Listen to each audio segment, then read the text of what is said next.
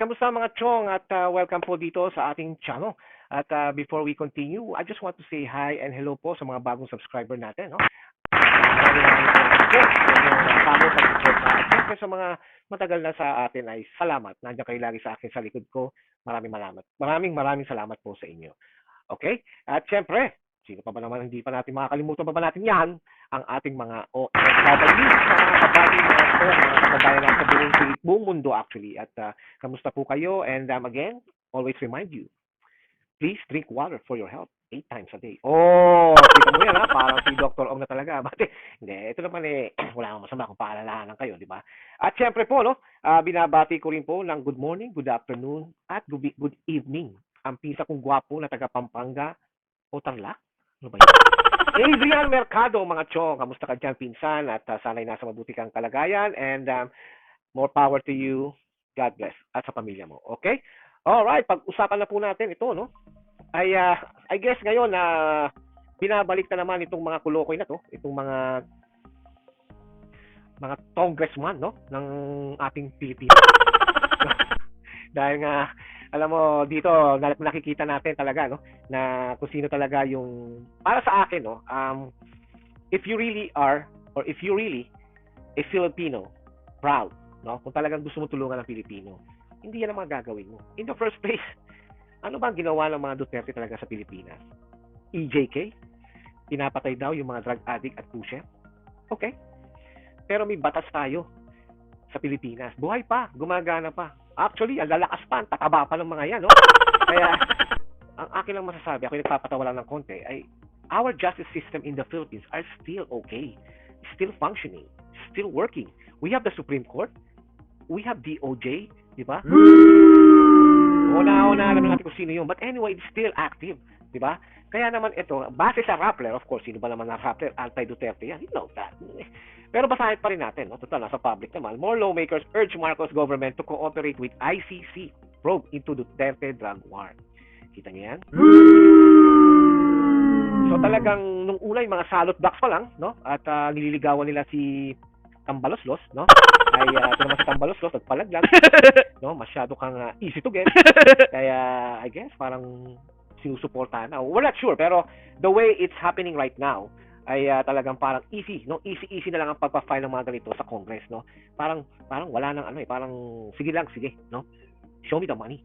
Parang ganoon. But anyway, sino pa siyempre ang kanilang gustong i-file? Siyempre si Tatay Digong, di ba? Ang ating bayani, no? Para sa akin. Because of this guy, mga chong, kahit pa paano nagkaroon ng pride ang Pilipino from 20, wag na natin 16, dahil bago pa lang siya, kumakapa pa lang siya, no? 2017 hanggang ngayon, no? Marami pa rin ang nagsasabi na because of this guy, talaga tinaas niya yung pride ng Pilipino. And I'm so proud of it. Pilipino ko no? Kung tatandaan niyo sa mga last video ko, sa mga kwento ko sa inyo, ay yung mga foreigner, pag nalalaman nila si Pilipino ka at alam nila kung sino presidente, Duterte, talagang sinasabi nila na talagang that guy is really tough, brave, got balls, ika nga, di ba? Yun ang ibig nilang sabihin dahil alam nila story siguro kung bakit. But anyway, because of him, gumanda kahit pa paano ang Pilipinas. Nagkaroon ng pag-asa. Kaya ito naman ang nangyayari ngayon sa kanya after ng kanyang term. Ayan, parang hindi ganti to no? Parang actually parang ganti na, you know what? Pumunta ko ako bakit? Dahil si Tatay Digong ang nagsalita na ang mga congressman daw ay mga ika nga show me the money. Ika nga utak piso, no? Budget, no? Budget, my money, no? Kaya yan ang sinabi niya na magbukasan tayo. Actually para sa akin wala namang masama doon As a congressman halimbawa, kung talagang wala ka naman tinatago, hindi ka naman nangungurakot, ikaw mismo maglalabas, ito yung ginawa ko noon, ito yung aking libro, ito yung nagastos, ito yung budget na nakuha ko last time, at ito pa yung nakukuha ko. Because you're not hiding anything. Kaya ang problema, nag-react to mga congressman na to, di ba? Na i-urge na yung Duterte war, na kaya nagalit sila, kaya ganito ang ginagawa. Alam mo, pangit Pero nyo, dati presidente, at alam nila because of him, kaya gumanda ang ng Pilipinas. No, hindi nadali lang tayo ng COVID, but still, the Philippines still alive. And because of him, because of his team, because of his administration, hindi perfect, pero at least naramdaman mo ang gobyerno last time. Di ba? Kaya naman, ang masasabi ko rito ay, eto, meron ng ICC daw, at ina-apply na ng mga buwisit na congressman na to. Let's watch for it. Sa tatlo ang resolusyon na inihain sa Kamara na layong hikayatin ng gobyerno na makipagtulungan sa investigasyon ng International Criminal Court o ICC kaugnay sa drug war ng Duterte administration. Nasa frontline ng balitang yan si Marian Enriquez. Sumalang na sa House Joint Committee on Justice at Human Rights ang dalawang resolusyon na layong udyukin ng gobyerno na makipagtulungan sa investigasyon ng International Criminal Court para ito sa mga posibleng crimes against humanity sa gyera kontra droga ni dating Pangulong Rodrigo Duterte. Itinunto mismo ni House Human Rights Committee Chairman at Manila Representative Benny Abante na mga prinsipyo at hindi personalidad ang pinatutunguhan ng resolusyon. Isa si Abante sa mga may akda ng resolusyon. Kasama niya si One Rider Tulad niyan si Abante, ano ba ang background niyan? Ano ba yung nakaibigan niya nung araw? Di ba may balita yan na nakikipag-besties siya sa mga kaliwa? Oh, di ba? Kaya, obviously, itong mga nagpa-file ng ICC, either liberal, pinklawan, salot, o mga bitter, di ba? Yun lang naman yun di ba? Tapos syempre, yung speaker ay, sige, file lang kayo ng file, sige, di ba? Kaya masasabi natin dyan, may blessing yan sa taas. Di ba? Kasi kung ganyan lang yan, kung walang blessing yan mga chong, hindi naman magkakaganyan yan Kaya ang masasabi lang natin, budol ba talaga? Di ba? Ginamit lang ba talaga? So sad. Party List Representative Ramon Rodrigo Gutierrez sa paghahain ng resolusyon. Bahagi ng mayorya si Abante habang bahagi naman ng minorya si Gutierrez. Darating na araw, dadami ang espekulasyon o haka-haka Haka lang pala ikaw naman, ang bihira. tungkol sa mga resolusyon na ito. We should not be distracted by this and stay focused on doing our jobs as lawmakers and doing what is right vis-a-vis the law regardless of the personalities involved. Hindi pa muna inaprubahan ang resolusyon dahil nagmosyon ng ilang mambabatas na mag-imbita ng resource speakers mula sa mga concerned agencies gaya ng Department of Justice. Since we don't have Patay tayo dyan. Gaya ng Department of Justice. Alam niyo naman yung taong yun. Nung una, sinabi niya na pag daw dumating dito ay sa Pilipinas, ang ICC, ipapa-aresto niya ipapa-aresto niya kapag tungkol sa investigation. Pero pag mamamasyal sila katulad sa mga beach, okay lang. He will let them go. Ngayon, di ba? Alam niyo naman siguro, hindi ko na dapat ipakita sa inyo na sinabi niya, pag-iisipan, kakausapin si Bersamin tungkol daw sa status nila. Sa akin, I think it's fine. Dahil syempre, as a Secretary of the Department of Justice, syempre gusto niya malaman, ano ba talaga ang lagay natin dito? Bakit parang urong-sulong na tayo? O laban o bawi, di ba? Kasi dati, ang tatapang nila nung una At tatapang tao nung una, di ba? Sabi, pagka pumunta rito, bumaba rito sa airport natin ng mga ICC na yan, papa-aresto ko agad yan, di ba? Ngayon sabihin, we're thinking about it, we're trying to, talk about it, study about it, whatever, Ngayon, yun na ang kanila. Ika nga, dati sila nasa primera, umahataw, biglang bumalik sa reverse, di ba? Kaya yan ang nangyayari po ngayon. resource persons to shed light on this issue, especially the question of the jurisdiction of the Philippine government with regards to the ICC intervention. I'd rather move, Mr. Chairman, to suspend this deliberation on both House resolution, Mr. Chairman. Kasabay ng pagpapaliban, isasabay na rin sa susunod na pagdinig ang pagsalang ng panibagong haing resolusyon ni Albay Representative Ed Selagman na tulad din ng mga nasabing resolusyon. Ito na ang pangatlong resolusyon sa Kamara tungkol sa isyu. Bahagi ng minorya sa Kamara si Lagman. Naunang naghain ng parehong resolusyon ang Makabayan Bloc noong Oktubre, habang kapansin-pansin naman na unang beses na may naghain mula sa mayorya ng parehong resolusyon. Nangyari ito ilang linggo lang matapos ipasa ang resolusyon na naghahayag ng suporta sa liderato ng mababang kapulungan matapos sirain umano ni dating Pangulong Rodrigo Duterte ang imahe ng Kamara. Kaya ang tanong, bakit nga kaya ngayon lang pinansin ang... Actually, di paninira yun Ito talaga itong frontline 5 talaga. Palibasa kasi, makaano kayo Biro lang. Pero kahit na, kahit kita-kita. Saka kay mainstream media kayo Siyempre, sabi nga ni Maharlika, bayad na kayo Yun ang sabi niya, pero obvious talaga bayad na bayad kayo. But anyway, the reason why I'm saying this is, hindi niya naman sinira talaga yung when it comes to Congress.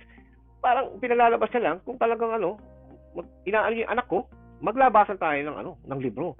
Diba? Siyempre, as a former president, alam niya naman yung nangyayari, alam niya yung kurakutan, alam niya yung kawalangyaan sa Congress, sa Senate, o sa Executive, o kung saan man, sa mga departments, o ngayon binabanatan ng anak niya, which is alam naman natin, wala naman talaga ginagawang masama yung anak niyang si Sara. Pero siyempre, sinabi niya yan, siyempre, sige, maglabasan tayo ng di ba? O, pati nga si Tatay Digong, sabi niya, yung past administration, I want you guys to open it. I'm open for it. Hindi niya sinira. Kasi kayo ang nagpapakasira ng sarili niyo dahil parang guilty kayo Di ba? Parang, okay, ganyan gawin natin. Kasi ganito lang yan Wala ka tinatago, labas mo. No? Open out. Okay, here we are. We're not doing anything. We're not hiding anything. Eh, kung ano naman flex, banatan natin yan. File tayo ng ganito, ganyan. Parang dinadivert nila yung storya. No? Kasi nga, alam na ng mga Pilipino na, o nga, no, sige nga, paglabasan nga kayo ng libro kung sino talaga sa inyong corrupt. Dahil malalaman talaga kung sino ang nangungurakot. Kaya, nagda-divert sila ng storya. Diba? Mayorya ang mga resolusyon. Palagay ko may mga pagpapalit sa pananaw ng majority na talagang kailangan na sundin natin ang rule of law at yung world order. Nagbabalita mula sa Frontline, Marian Enriquez, News 5. Yun, ganyan talaga. De, syempre, liberal yan, Dilawski, Pinklawan, ay magpa-file talaga yan. Hindi mo na kailangan i-convince yan. They like it. No, kasi nga, bubaksak sila bigla because of Tatay Digong. Personally yan, mga chong. No? Parang ika nga, weather lang yan. Pero para sa ating mga Pilipino, alam natin na hanggang ngayon, weather pa rin ni Tatay Digong. Kasi ramdam mo naman talaga yung spirit ng mga tao kay Tatay Digong eh. Etong mga to kasi mga politician niya, may pera, nasa media, kita, yung mga nagbablog, yung mga ganun. Pero yung mga makikita mo yung mga ordinary mga tao Pilipino, maka Duterte mga yan, naniniwala pa rin ako. Kaya nga last time na pinakita ko sa inyo, 83% pa rin ang survey sa galing sa Octo something si Vice President Sara. So, wala.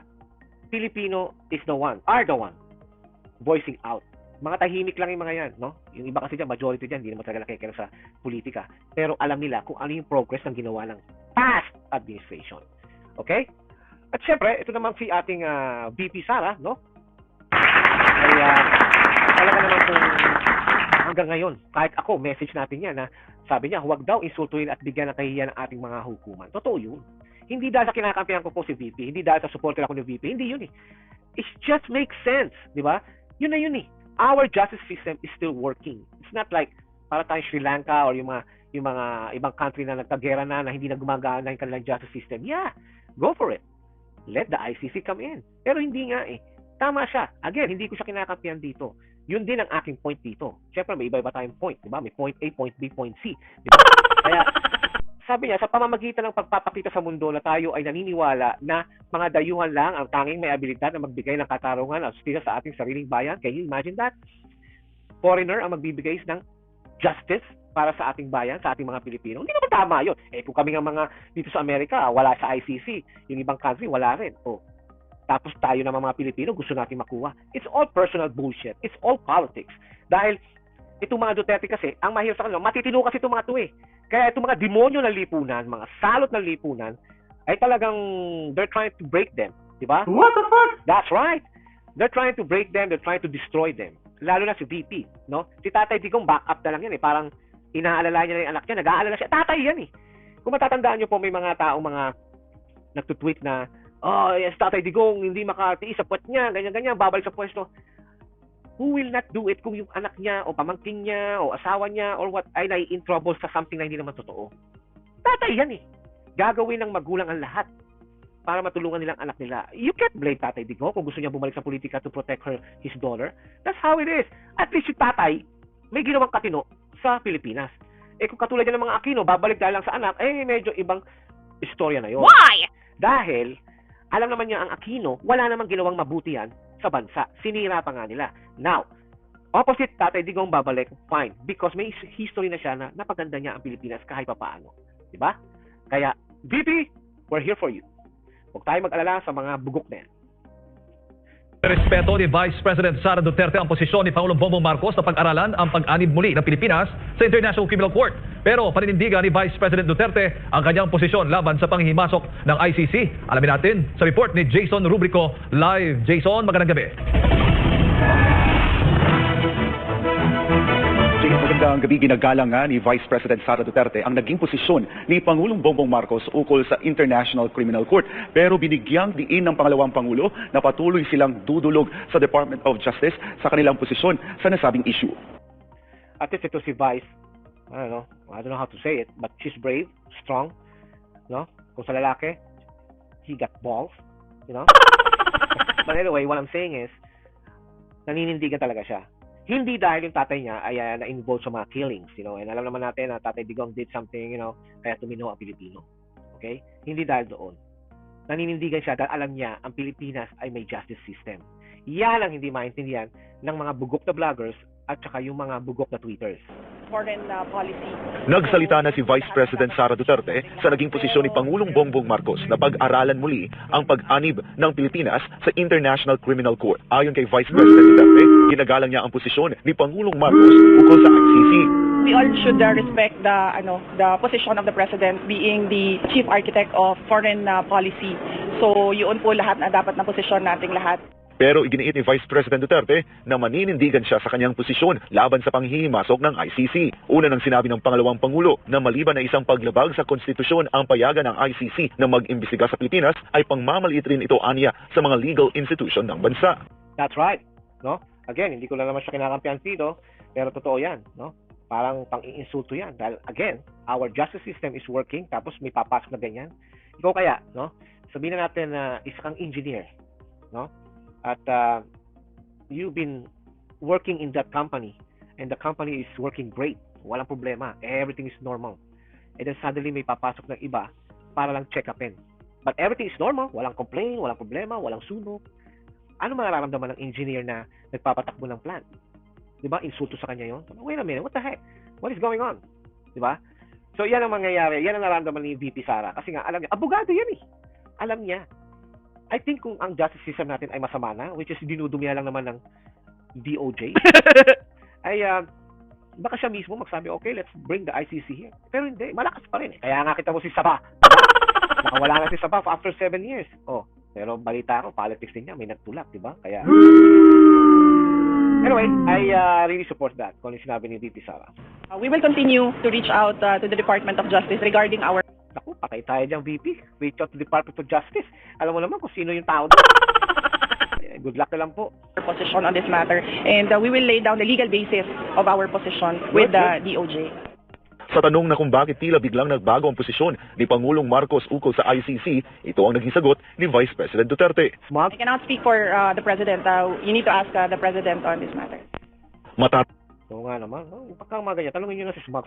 Si naman. Tandaang sinabi noon ni Pangulong Marcos na anumang investigasyon na gagawin ng ICC ay isang panghihimasok sa mga panloob na usapin at ibabanta sa ating soberanya.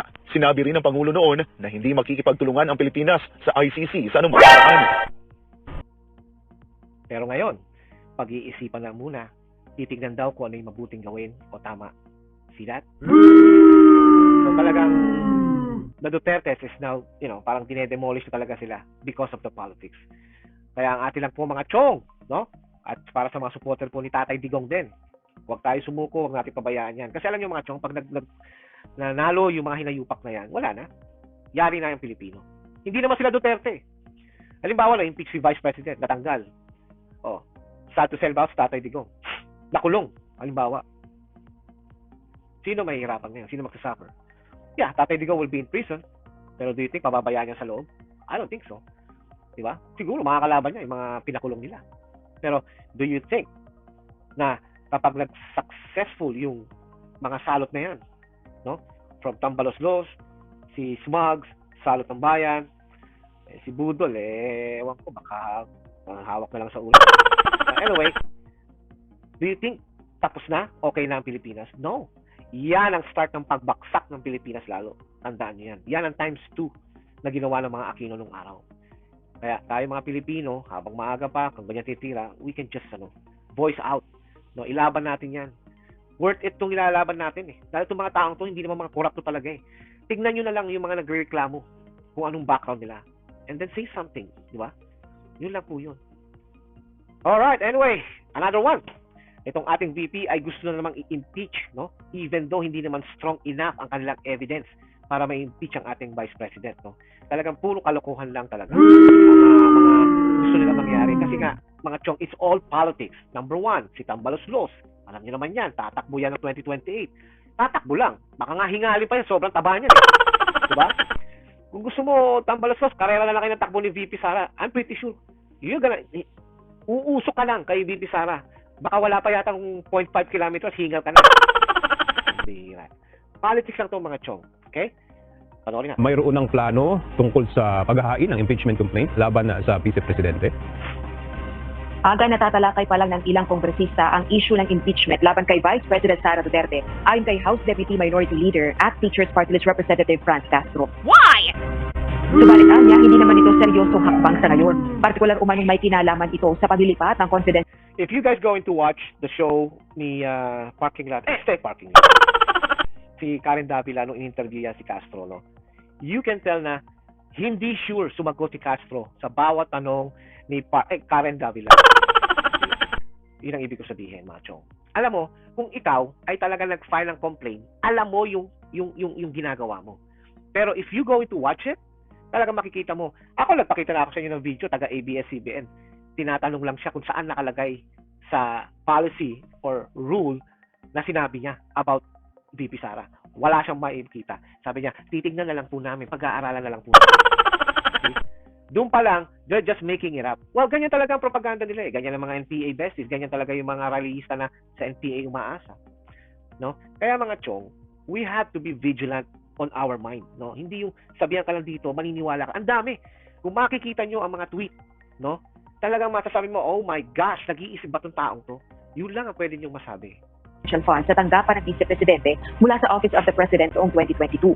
Paglilinaw naman ng mambabatas, premature o masyado pang maaga para sa makabayan block ang paghahain ng Secret. Gayunman nagpapakita lang ang bulong-bulungan dito sa mga mambabatas sa Kamara ng lumalawig na lamat sa sinasabing unity team. Dagdag pa ni Congresswoman. See that? Unity team. Yan ang Project Destroy. Ang ginagawa nila sa unity team, sirain yung dalawa. See? Tama si Marlica na naman. Bingo na naman siya dito. Oy, bagong lipunan! Bingo na naman si Marlica dito. Ibig ko sabihin, talagang winawasak nila ang unity team. Tama. Because ganyan ang NPA. Tell me, saan administration sila kumampi? Huwag mo sa akin sabihin sa Pinklawan o sa Dilawan.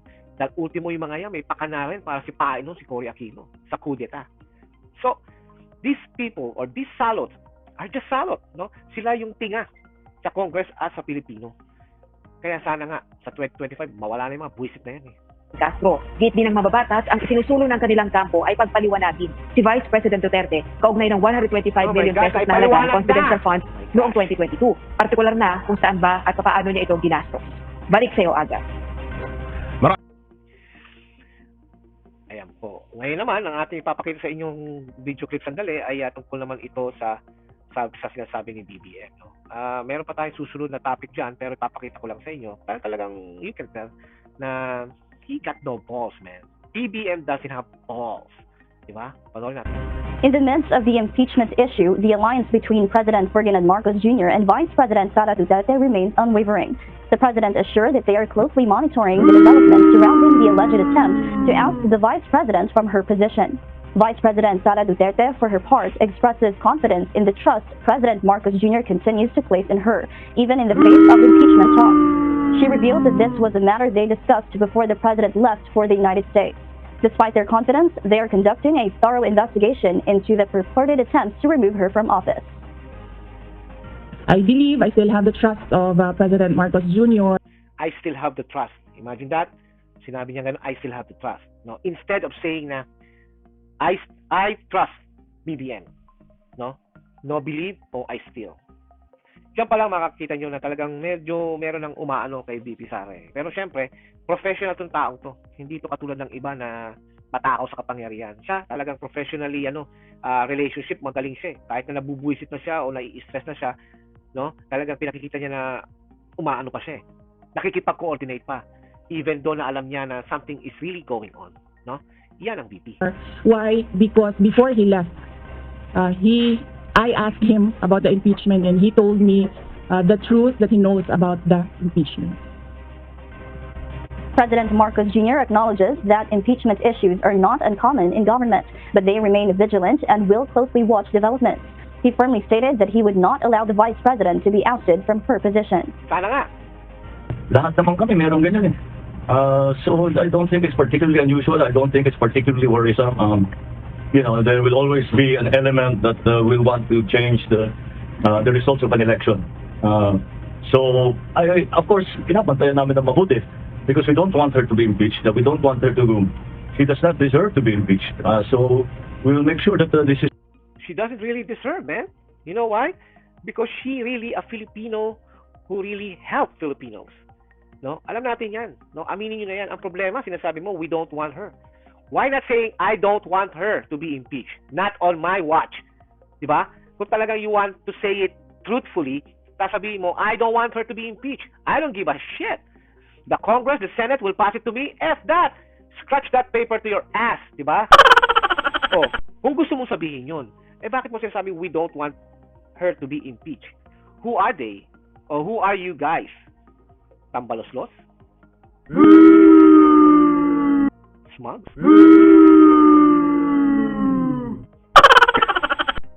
Natatawa na lang ako. It's something that we will pay very close attention. Kanyo yung kanyang yung katabi niya doon, nagmamasid. Sabi niya, ma'am, baka magkamali ito si sir.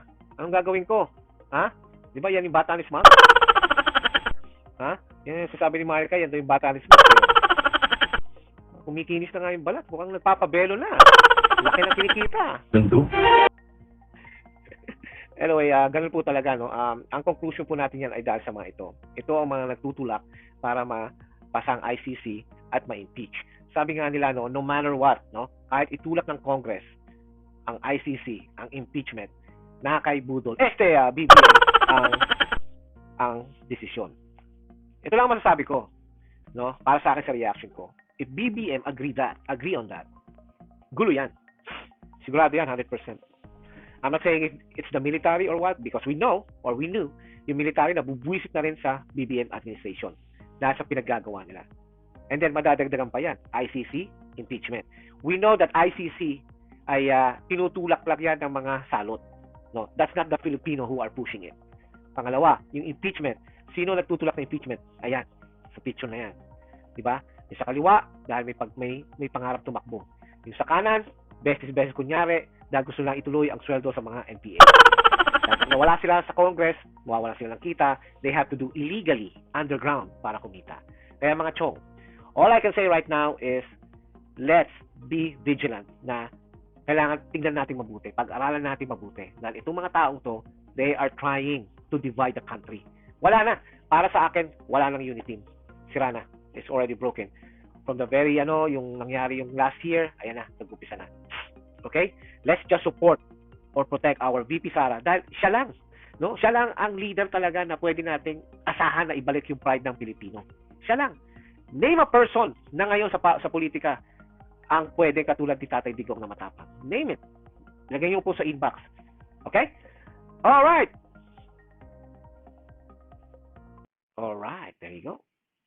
Hanggang dito na lang po tayo, no? At sana po nagustuhan nyo ang ating reaction at ang ating talk of tonight. And again, tulad nga ng ating laging sinasabi ay please, let's pray and God bless na sana po ang ating pong Pilipinas ay hindi po matuloy sa gulo. No? Dahil nakikita natin na unti-unti na nga po nagkakagulo ng mga sa politika, ha? Hindi sa gera. Kaya sana po maayos to at sana po ay hindi matuloy ang pinaplano ng mga salot ng bayan. Okay? God bless po sa atin lahat. At sabi nga po ni Vice President Sara Duterte, Mahalin natin ang Pilipinas. Yep, mahalin natin ang Pilipinas. Maraming salamat po and see you again.